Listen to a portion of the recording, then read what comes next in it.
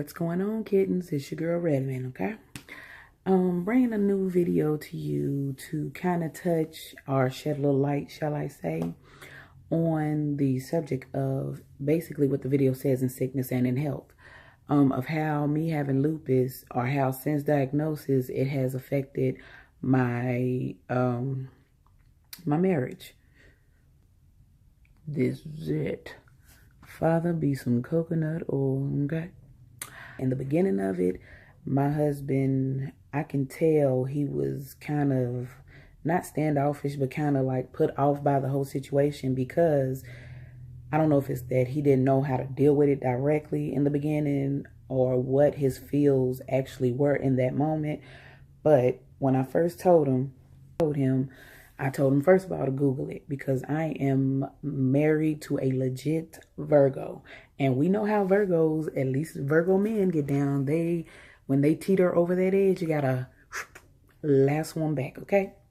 So, before he got overly, overly into his own thoughts about it, I told him to Google it so he has a better understanding of what it is. Because when you tell someone you have something that is lifelong, they just assume the worst. And I don't need him doing that. Before it was officially diagnosed, he was kind of looking at me like, oh, okay, she's just kind of like, putting on or something like that. And he even admitted to me in the beginning, well, when I asked him his true feelings, because in the beginning, it was kind of like pulling teeth, twisting his arm just to get him to honestly express how he really felt about the situation. And I think he refrained in the beginning, excuse me, because he felt like he didn't want to, he was trying to spare my feelings. Now, anyone who really knows me knows that I'm straight, no chaser on the rocks, baby. You ain't never got to be fake with me, okay? Definitely keep it 100, because that's exactly how I'm going to keep it with y'all, okay? So, he ultimately let me know that he thought that I was basically kind of putting on and that it was all in my head. Again, he didn't want to say it at first because he didn't want to hurt my feelings, but it was almost like he was expressing everything to everybody else. Not so much that verbatim what he said to me, but like expressing his concerns with everyone else about me being sick, instead of what I feel like was he should have done with me, because it was about me. And I wanted to know how he felt, and emotionally and mentally where he was at. So it put a lot of strain on him, because he had to double up on the slack. He had to pick up his slack and mine's. Things, simple things that I could do in the beginning, like give our daughter a bath. It became difficult, given the circumstance that I was always in a lot of pain, still trying to figure out my body and figure out what was going on with it and why it was going, oh, sorry y'all about these brows, why it was going on, why it even was happening at all.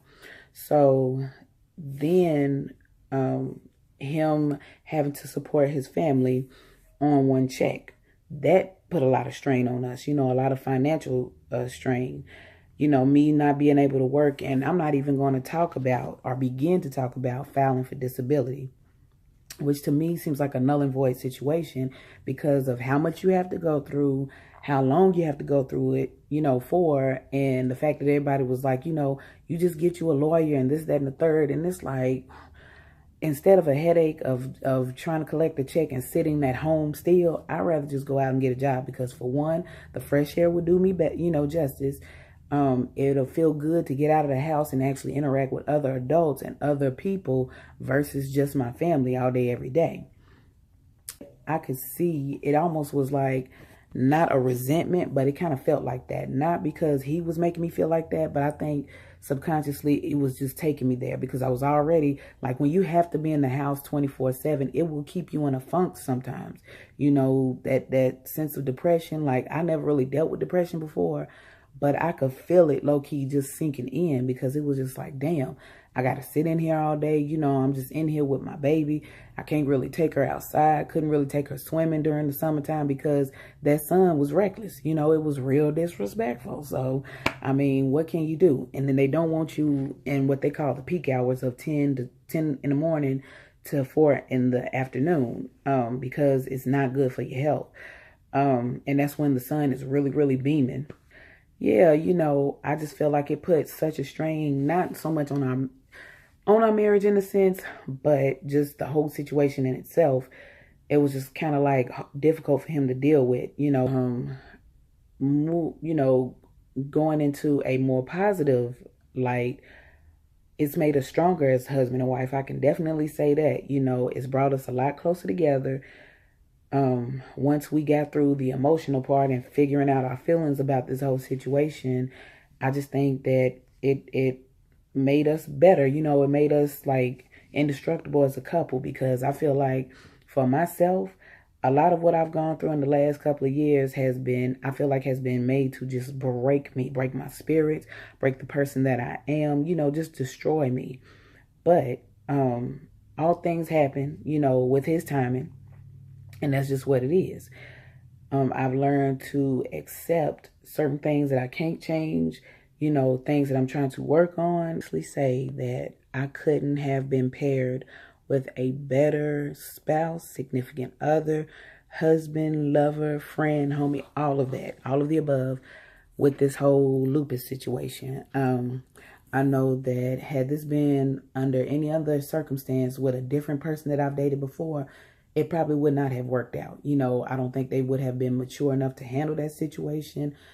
I just don't think that they would have been a right fit. And I'm so glad and I'm so blessed that I have someone like my husband in my life, first and foremost, just because he's just an awesome person. You know, like everybody wants to put their husband on a pedestal, but my husband really is the real deal. You know, he's my best friend. He's my confidant. He's someone that I can always talk to about anything, and he won't judge. You know, he'll give it to me real, because that's how I give it to him.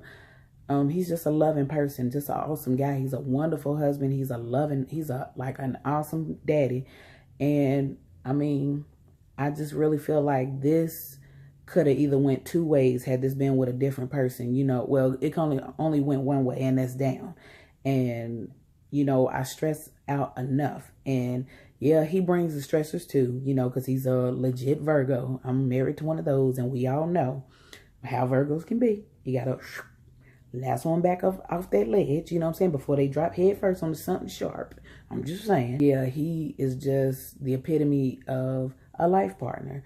You know, he's my ideal of, if I had to go through the worst of the worst, which if this is the worst of the worst, then trust me, I'm in great company. I'm doing good, you know. He's the person to go through these things with, these life situations with. But that's basically what I wanted to touch on. You know, the fact that I have been blessed to have someone, because because sickness, you know, when you get married, first of all, it's not something to be taken lightly. But when they say in sickness and in health, they literally mean that. That is just what it is, you know. And when you take that kind of vow, you have to really mentally prepare yourself, because you don't know what life is going to hit you with, you know. And the fact that if you have someone in your life that's mature enough to handle a situation like this, because my husband has been through some loss in his life. You know, he's lost his parents at different times in his life. But the fact that to have to already go through that, you know, that would be heartbreaking to know that potentially the one woman that he's put in the effort, he's invested his time and his life into, that he made his wife, to see her fall off in any kind of way, you know, is detrimental to his soul. And when I say y'all, I'm so overprotective of his feelings or whatever. I always want to know his thoughts. You know, I value his opinion. And if something's not going on or something's not going right, he's going to let me know. He's going to be the first one to tell me. So, you know, if any one of y'all out there are experiencing any kind of autoimmune issues, you know, any kind of lifelong situations, and you have a great partner by your side, cherish that partner. Please, like, really relish in those moments that y'all have together, because how they say, some people don't get the flowers while they're still living. And I want to get I want my whole damn garden. I'm just saying, you know, and I want him to be the one that I pick those flowers with. Just putting it out there. Thanks for watching and for your support. You know, comment, rate, and subscribe. Please share the videos. Put the word out there for me, okay? Hit that notification bell so that you'll be informed every time I post a video. Just keep me in mind, you know, keep me lifted, keep me in your prayers. Throw out the positive vibes and the glitter. I takes it out, okay? Leave down some comments in the comment section below of some topics that you might want me to touch on. And I'll do my best to fulfill. All right, y'all. Peace.